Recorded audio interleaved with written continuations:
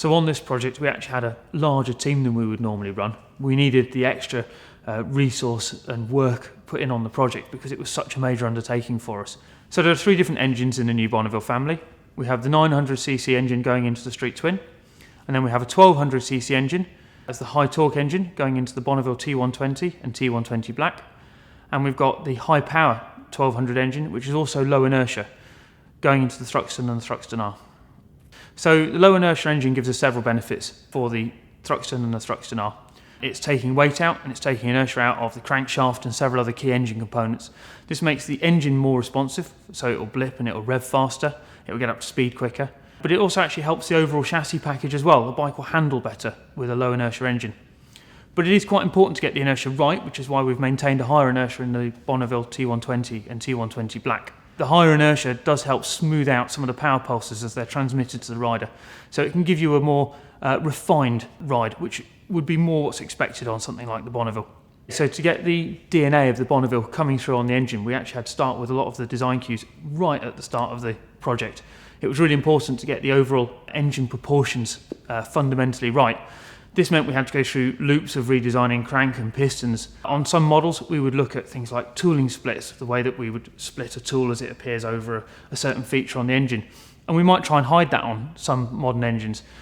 But in this case, it was a case of trying to make it more genuine and authentic. It's accepted that you're going to have tooling split lines. These are cast lumps of aluminium and steel. With the Bonneville, it was important that we didn't just engineer a power plant and then put it in a bike and apply styling afterwards. That wouldn't have worked. So there's quite a lot of differences in the styling between each of the engines to go into each of the models, really to bring out the different characteristics that we needed. In some cases, this is just finishes of things like engine covers, exhaust system as well. So for example, on the T120 Black, it was important to have a black exhaust system, but this isn't just a black paint, it's about getting a high temperature paint and a high wear resistance in that as well. The difference between the contemporary and the classic bike required different engineering solutions. It was really important to get a clean, unbroken line on these bikes, and certainly compared to maybe the last generation of Bonneville, we had a little bit more of a kink in the exhaust system, and we've managed to completely iron that out now with the new Bonneville T120. So one of the benefits we get by having the ride-by-wire system is that we're able to tune the responsiveness of the engine in each of the different models. So we can have a slightly more responsive and sharper ride on the Thruxton and the Thruxton R. We can have a more refined ride on the Bonneville T120. So for the Street Twin, we were aiming at an engine package that would be rideable and accessible. It would still give you a really exciting ride, but it would perhaps be more manageable for newer and younger riders. In terms of power and performance, it was really about getting the torque right for each of these models, to give you the right feel and the right drive. In comparison to the outgoing model on this Street Twin, we're looking at 18% more torque. So on the 1200cc engine, we've also got the Bonneville T120, where we've got over 50% more torque than the outgoing model. And then on the Thruxton and the Thruxton R, we've got over 55% more torque than the outgoing models. This torque is generated at really low engine speeds. We're talking between 3,000 and 3,500 RPM, and it gives a lot more progressive ride and a lot more excitement on the road. It's a lot more usable. So there's some modern technology we needed to involve in this project right at the outset. It became very clear.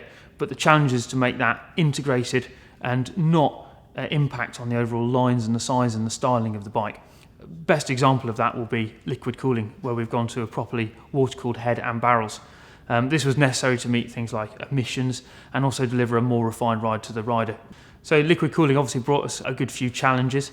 We've obviously got the oil water pump, which we've mounted internally in the engine to try and keep that hidden. We've got coolant hoses we now need to package on the bike. With the radiator, we obviously had an oil cooler on the outgoing model, and the oil cooler was positioned in the same place and a very similar proportion. So actually the overall look of the bike we don't think has fundamentally changed at all. We've just got a more efficient cooling system now. So one of the advantages we get with ride-by-wire is we've been able to put rider modes on all of the 1200s. So we've got a normal mode and a rain mode. It's about giving the riders more confidence to ride the bike as they want to.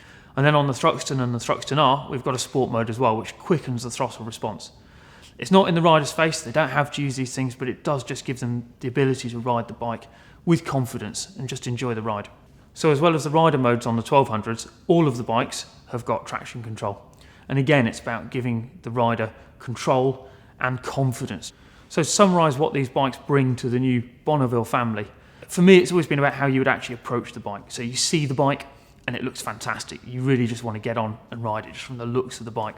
And then you start it and you've got that wonderful sound, unique to each of the different bikes, but it's just inspiring for you to go out and get on the bike and take it for a ride. And then you do get on the bike and you ride it, and the feel and the ride is sensational. It's just excellent fun.